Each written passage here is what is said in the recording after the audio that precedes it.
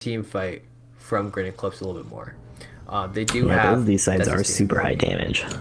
Yeah, they do have that sustainability with the Swain and the Vladimir both. But there is a little bit of a lack of physical damage, I'd say, if Tristan does not get ahead. They will basically just be relying on Olaf. So that could be one of the downfalls of their team, but I think that it could work. We'll just have to see as they play on. Yeah, at the same time, there's not really anybody who's going to be building a bunch of resists on either side, so I think the damage compositions of these two teams are less important than they have been in the previous games, given that there's not really a front line for either side. Yeah, I mean Olaf. I'm sorry. Like Olaf can front himself, yeah, with some health, but I think that also same thing with Yorick. It will be. It looks like a game of bruisers this game. I don't think that there's any hard tanks like you said, which definitely will change the outcome of some team fights.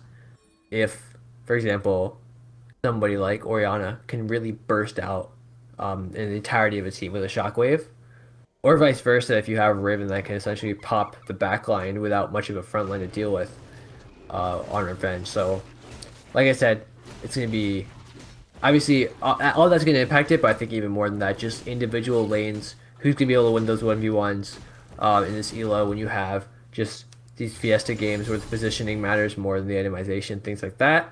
Will definitely be interesting to see how they fold out. Yeah, it looks like we do have Uraxi coming in here looking for a level 2 gank onto bottom lane, but he's not quite in position. Oh, but the root does land on Yola McSwagon, and here comes the slap from Uraxi, and the first blood ends up going over to D Carter, so that's a clean gank from him. Yeah, no flash or heal actually used from Jinx there. It could have been a pragmatic decision, just knowing that just don't want to waste it in the early game, knowing that she's probably already dead.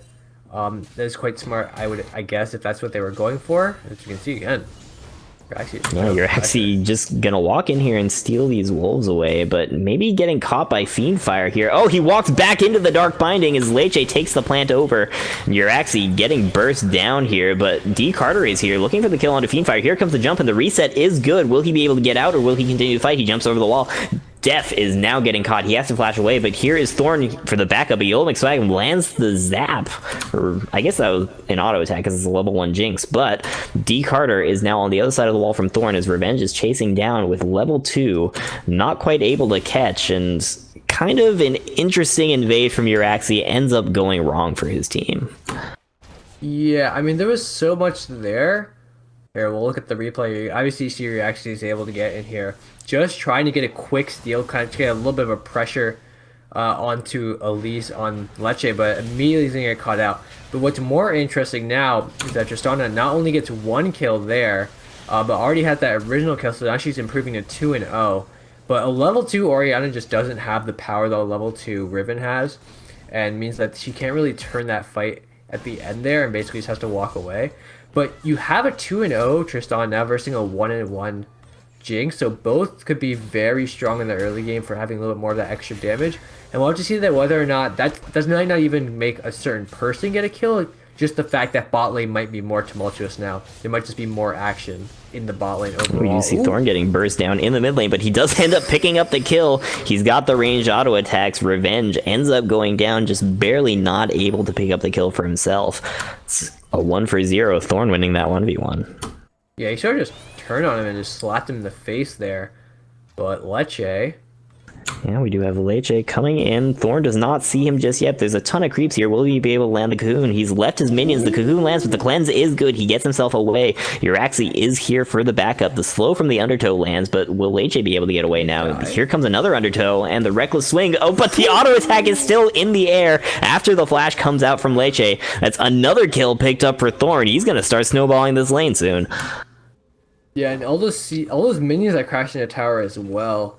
Definitely gonna hurt Revenge a little bit there. Overall, Great Eclipse definitely in the driver's seat right now, and I mean it seems like every game you can see the CS leads are already tallying up in the top lane around 10, in the bot lane around 17. For just on obviously a good bit because Yellow McDragons has died in that last fight, but overall, if they can keep the gold lead and keep the kill lead, it's gonna be pretty big for Granite Clips. Of course, it's only about 5 minutes in the game. Inting's improving has the ability to get back into it.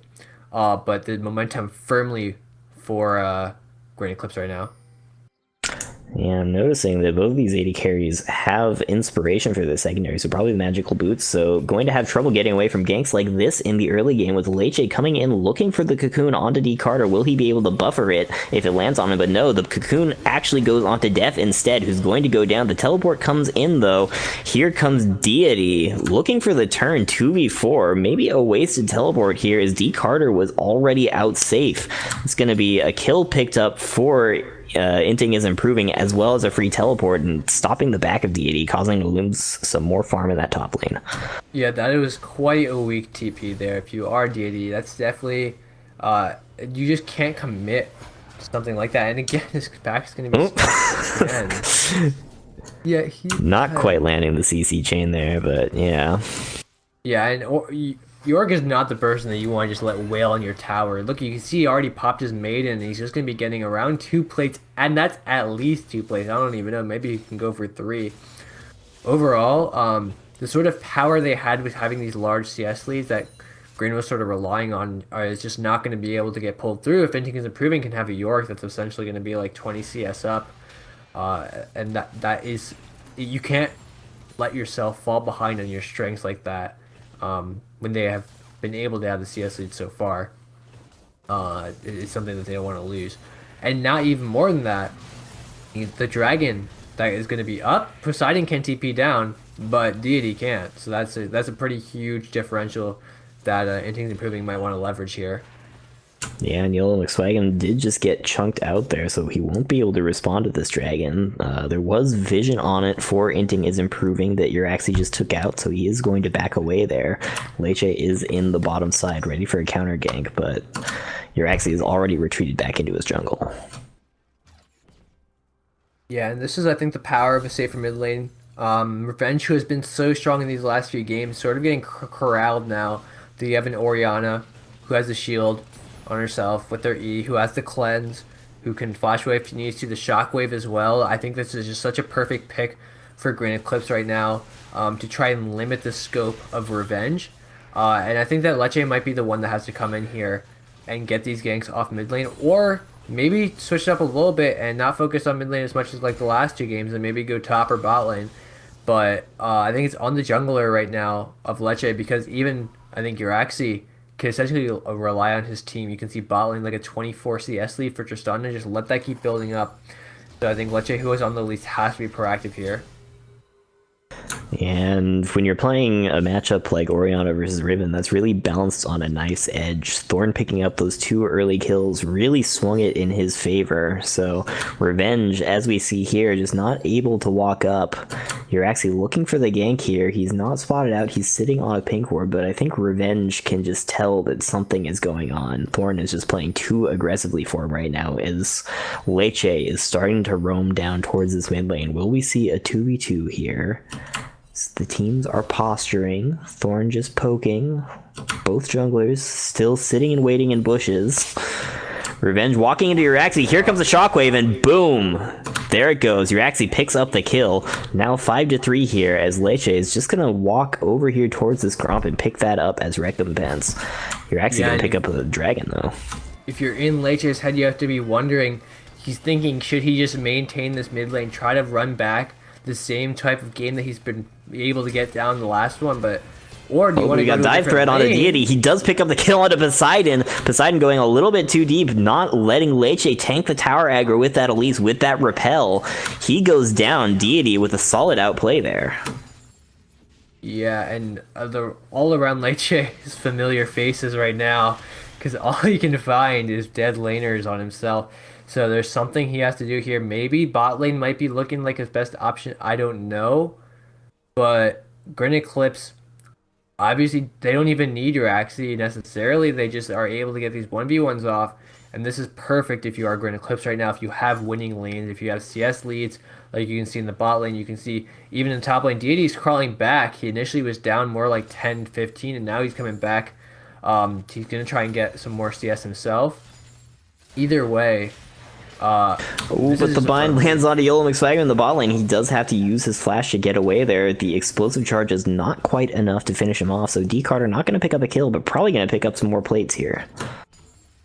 Yeah, and all the the more gold the merrier. As you can see, your actually doesn't actually know that Leche is there, but he will now. Oh, but yep, now he does. Reckless Swing comes down. He's trying to burst out this Elise, but here comes a jump from D Carter. He uses the explosive charge onto Fiendfire, not Leche, so Leche is just going to hide behind this tower here as the Super Mega Death Rocket comes down and smacks Def in the face. D Carter looking very low here as Jinx is not quite returned to lane yet, so they're looking for the dive here. The repel is still down. Here comes the Demon Flare from Def, picks up the kill onto Leche. The knockback on Fiendfire forces the stopwatch out. Will they be able to pick up this kill? Yes. D Carter gets it with the auto attack, but meanwhile Poseidon has roamed down into mid lane. That's a great cage onto Thorn. He forces the flash out, and Thorn has to back away from this Riven ultimate. Yeah, but you can actually see just how great, like I said, the Orianna pick was. Let's say he gets into the cage there, and let's say he gets stunned up. That's a flash and a cleanse at most. He'll be able to survive. There's such a limited chance he actually dies there. It's just so great right now. I know Grinny is right now able to survive that, but overall, I still think Inting's Improving can definitely win this game if they maybe put some more pressure on bot lane. I think there was something going on there initially, and overall, if I think they can keep this mid lane down to a point where maybe Revenge gets one kill, maybe they get back into it, because they did burn Orianna's flash, or just completely go out for just a bunch of ganks top lane or a bunch of ganks bot lane. I think there's still a chance to win, but Grin Eclipse is on the path to victory right now. Yeah, and I mean, Riven does always have outplay tools, right? She's got so many dashes that it can be hard to just land that shockwave on her. So, like we were saying earlier, that lane is bounced on a knife's edge, but in the top lane, Deity is going for the smackdown onto Poseidon, who's gotten way too deep. Walking behind that tower and getting caught by Euraxia, that's going to be a kill going over, as Fiendfire is ganking in the mid lane, looking for the Dark Binding, but Thorn has the dissonance to walk away. Yeah, and overall, I think that there's it's really hard right now if you are Inting's Improving to find somewhere to just get a win out or something. Like, there has to be something that they can look for, but they just can't find it. Overall, I mean, Grin Eclipse is just in such a lead. There's going to be the first tower as well. That's just a bunch of gold for them. Even you can see in this little mini camera as well, top lane. Near the top lane, you can see that Rift Herald coming down, and just neutral objectives are taken all around the map right now from Grin E, and some sort of contest might have to come out from Inting's Improving or a pick or something, but they need to get somebody to start like being the carry for their team, whether it's Jinx or Riven or even York if they can get him some kills. As we do have a gank set up here on Poseidon. Oh, they're going to drop the Rift Herald to take out that tower. Maybe get rid of that safe haven that Poseidon has, as Euraxia standing menacingly in his retreat path. The cage comes down onto Deity. He has to blow his pool here, but they're going for the dive anyway. Deity still has tower aggro, as Olaf coming in here with that Ragnarok. Does he have the damage? Not quite. Deity picks it up, but that's a double kill going over to Poseidon. The Super Mega Death Rocket whiffs by, and the turret is going to go down up there, so it's approximately an even trade. Yeah, but I mean, for what it's worth, Inting's Improving probably get the best thing that they could have got out of that. I mean, Poseidon maybe could have lived, but there was such a low chance of that happening that this was the next best scenario was getting a 2-for-1 there. The tower goes down, which they couldn't really do anything about, but now you have a 2 and 3 York that has a little bit, maybe some kill potential if he has that Triforce to get built completely, or even just has to get some gold before he purchases it. But either way, he definitely has a little bit more than he started out that fight with. So we'll have to see whether or not it actually translates to anything. If his split push can start to get a little bit stronger, then it definitely could provide some pressure and provide something for Inting's Improving to get a pick off. But again, this is basically in the best scenario possible if they can do that. Right now, Grin Eclipse is just so far ahead, it's going to be hard to actually act on these perfect macro plays that I'm describing right now. Yeah, we did have an unfortunate lane allocation there for Inting's Improving, sending 2 members up to the top lane while the dragon is going down. So that's going to be another dragon going over to Grin Eclipse here. basically for free. But we do have Leche looking for the fight here. Lands the stun on a D Carter, but he has two members of Granite Eclipse coming up behind him. Uraxi looking for the undertow, lands it onto Revenge, but here comes the cocoon on Uraxi. Not gonna blow Ragnarok. His deity getting chased down the river by Poseidon. That 1v1 not going well for him. Yorick very strong in this early game.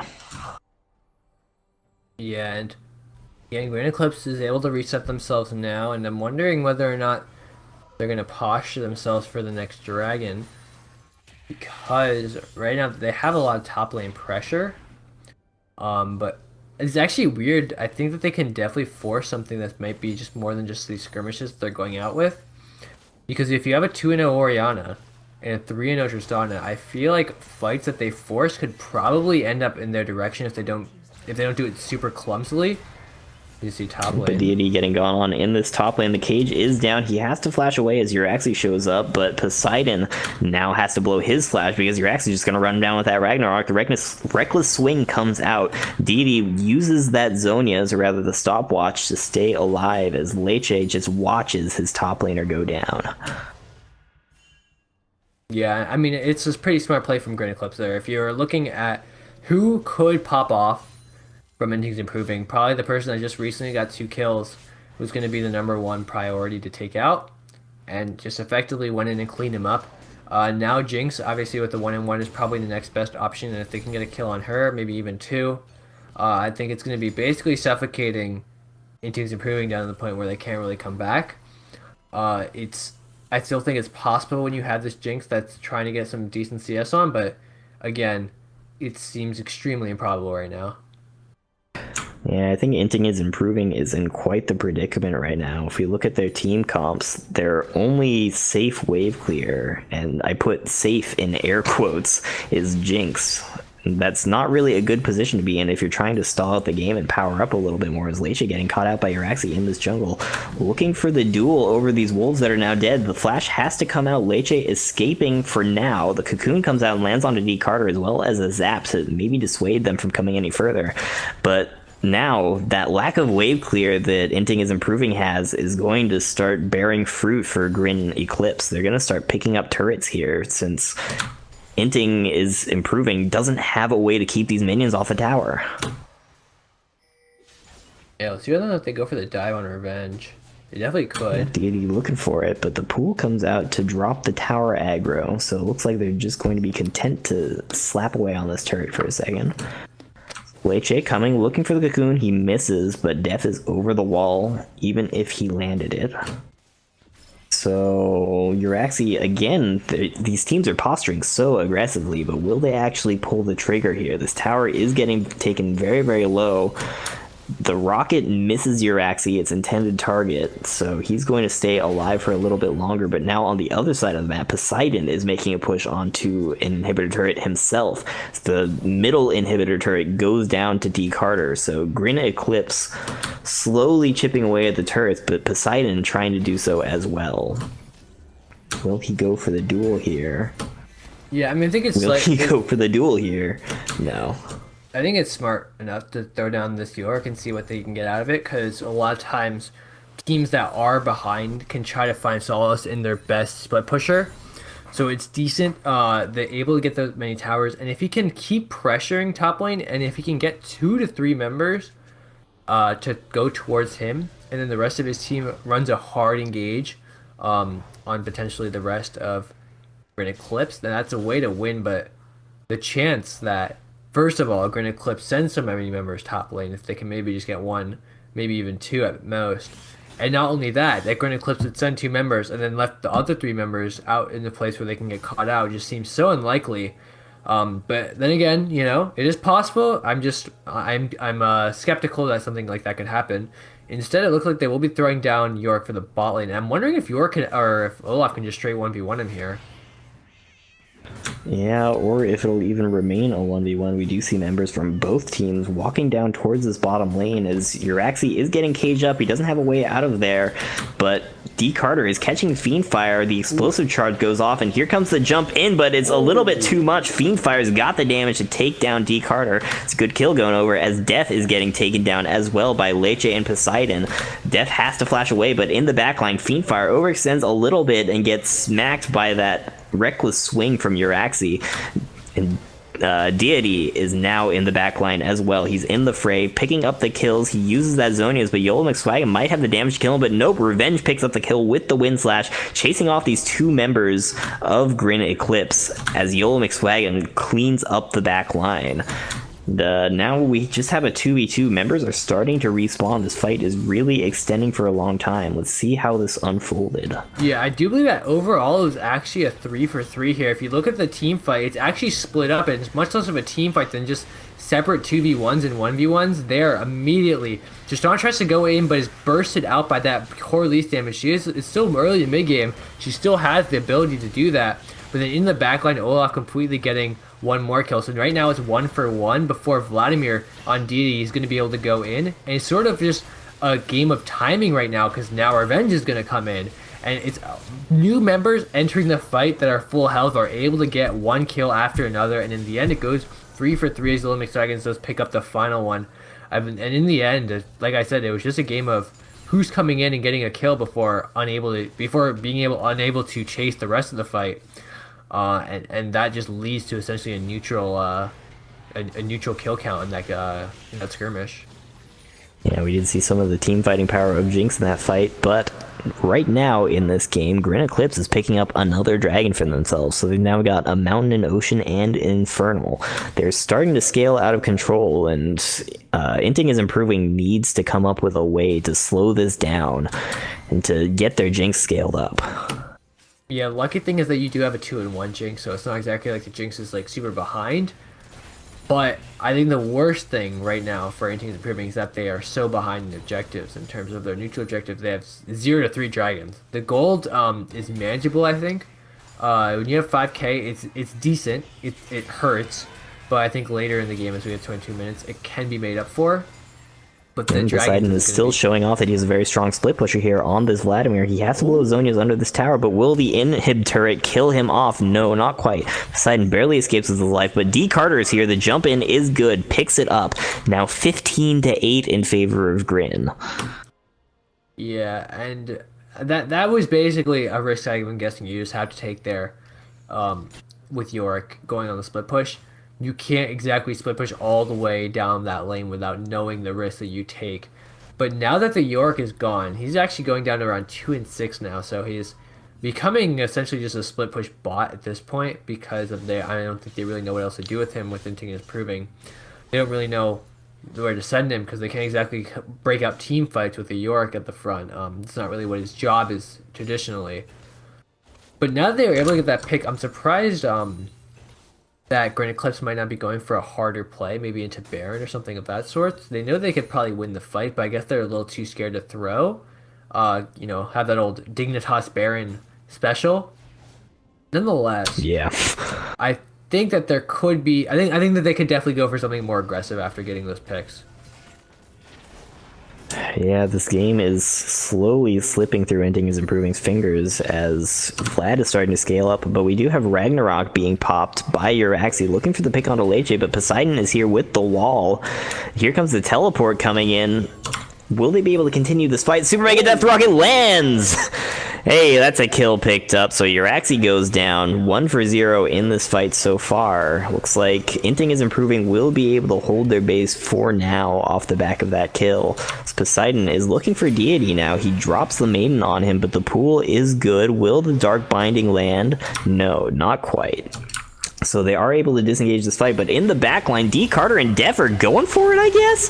Thorn picks up a kill onto Fiendfire, but D Carter goes down to Yola McSwaggin, and he's just going to start cleaning up. He is excited on this Jinx now. Deity is just going to hide in the bush, but the zap comes out. The Zhonya's is good, but the traps are going to keep him from moving anywhere. Oh, but the shockwave lands onto Yola McSwaggin, and Thorn goes down to the rockets, though not quite enough burst damage. Def goes down as well.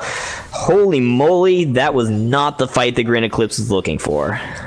Yeah, I think it's improving. You can see that the Jinx is now 5-1. It started with her and it ended with her. 400 gold bounty. This is what you want right now. Inting improving, getting all their gold onto one strong carry, whether it was Revenge or Yellow McSwagon decides that it will be the Jinx this game. And if they can peel off for her, which is going to be a little weird given that, you have a Yorick and an Elise. Okay. And you have an Olaf who's just going to run her down like that. Yeah. I think that's actually demonstrative of the problem I'm talking about. Even if you had a Morgana there, he would have just ran through the bind.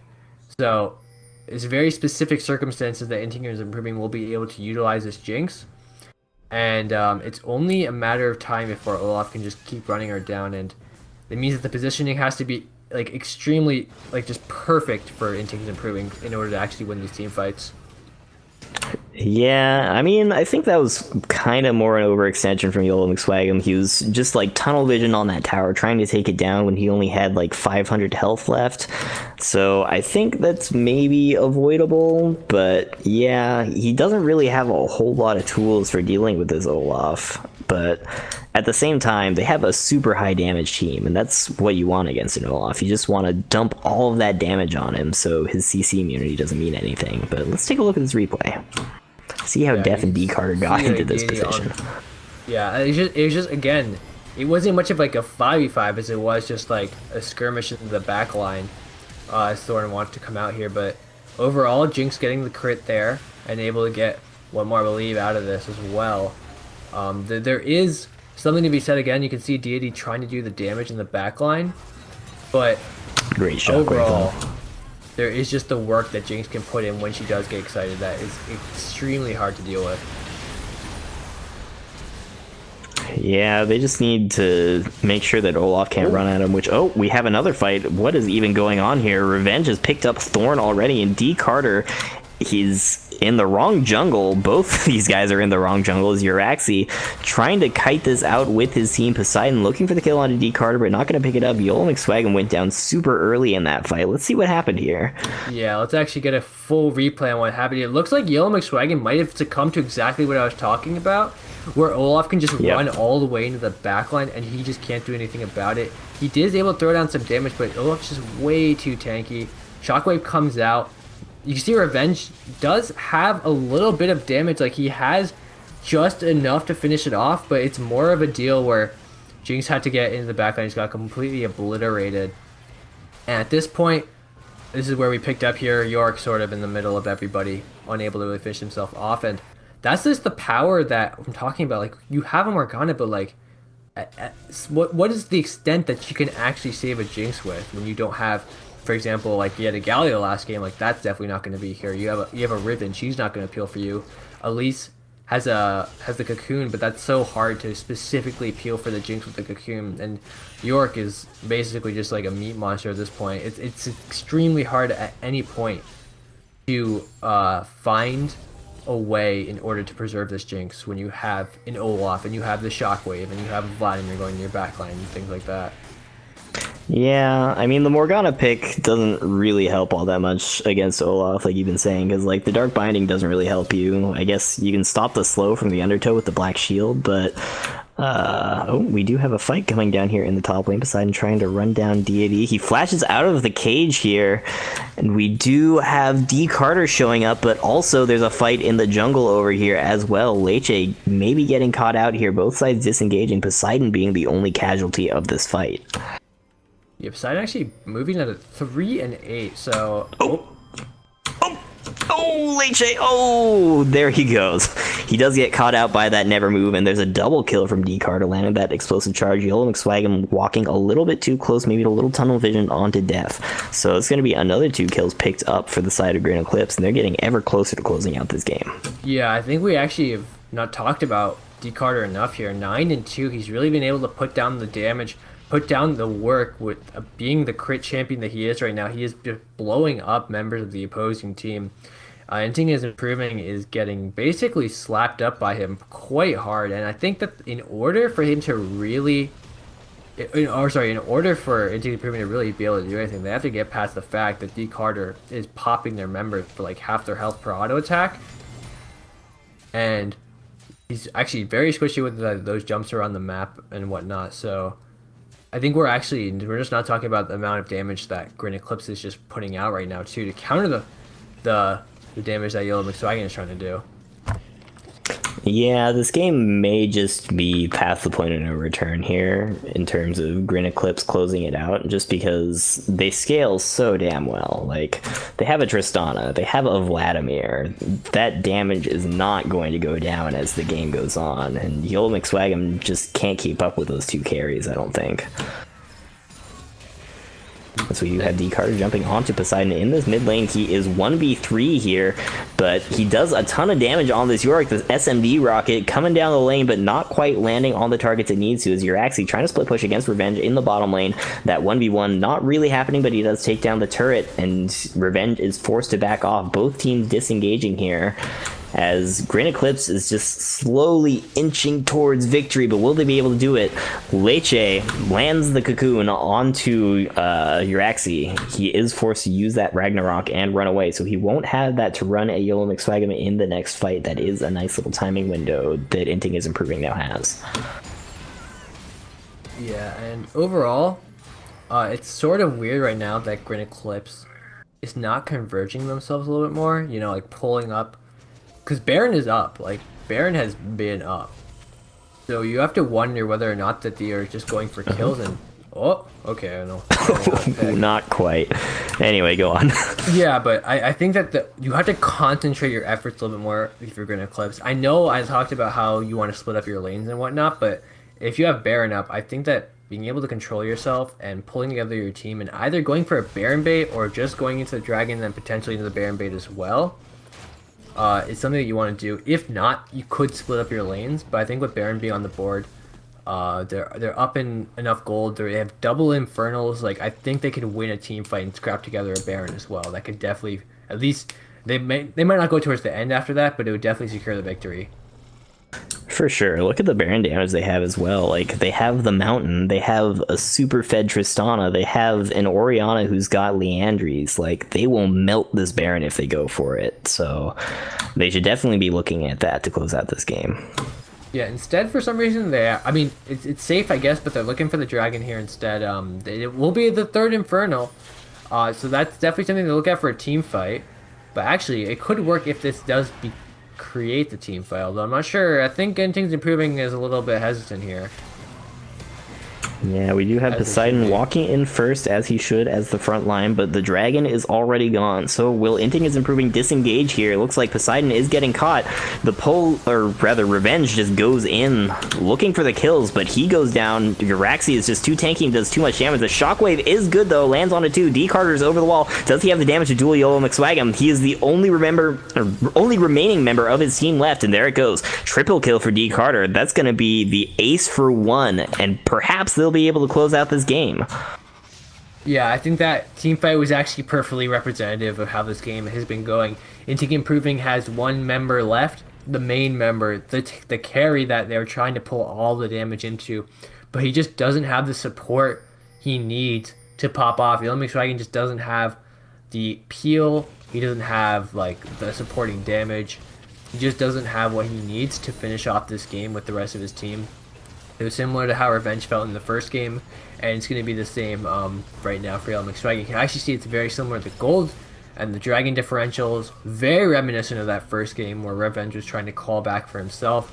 So unless there's some way to remedy the fact that Olaf and Tristana and Vladimir can just run right over Jinx, this should just be an eventual victory for Grin Eclipse here. Yeah, looks like they are going to choose to go for the safe play here. They're not going to try to force the end, instead opting to take the reset. Uraxi senses that there is an opening for Inting is Improving to run at the Baron, so he just goes over there and gets the vision control over it to keep it safe. We'll have to see whether his team decides to run up towards this Baron or if they just try to close it out without it. Yeah, I mean, the Baron, I feel like at this point, if you already have pulled off of that Nexus, you didn't want to take the harsh play there, you didn't want to risk it, you might as well just go for Baron and end. Like, it's very dumb, at least in my opinion, might be a little harsh to say, but to play the safe game initially and then go for like a crash ending. Instead, they will be doing the smart play here. Just because they want to play off early, they want to play the safe game, they will not be going for the Baron like they should. I think you split up the waves a little bit. Some people top, some people some people bot, some people mid, or they could go for top and mid. It should be a pretty easy closeout. And yeah, they should Yeah, I go think right they for the can Nexus. reasonably just run it down top, right? Yeah, they could go for all everybody all the time top. I would like to see one person just bearing up the mid lane, but especially if you have, oh yeah, because they don't even have the wave. They're just gonna be sitting around here and waiting for Olaf to come with the wave. I feel like you might as well send somebody mid, preferably Vladimir or somebody safe like that instead of Tristana. But yeah, I guess they're just throwing everybody top lane for some reason. Yeah, they are losing some farm to their supers, but at the same time, like, they're 13k ahead, so I don't think they're too sad about that. Probably just happy to let Olaf walk this wave in here and probably just start pounding on this inhib, maybe look for a dive on Jinx. Yeah, I think somebody has to go get those empowered super minions, like, right? Like, come on. Really? Like, somebody. There goes the last inhibitor. That was so easy. You could just walk over. There you go. Alright, here we go. Fine. Last Should be the Nexus turret final is push. under siege here. So the Maiden gets popped. There it goes. Will they fight for the Nexus here, or will they just let it drop as the Demon Flare comes out? Leche is in the back line here, but that's 3 kills going over for Grin Eclipse, and this game is closed out. Grin Eclipse takes the series 2-1. They are now on match point. Yeah, that is a pretty huge victory for them. They're able to show that they could put their CS lead, their gold leads to work. The fact that they have that insanely strong neutral objective control, so they pulled out, I believe, 4 to 5 dragons, 3 of them infernals. I think that had to be one of the main parts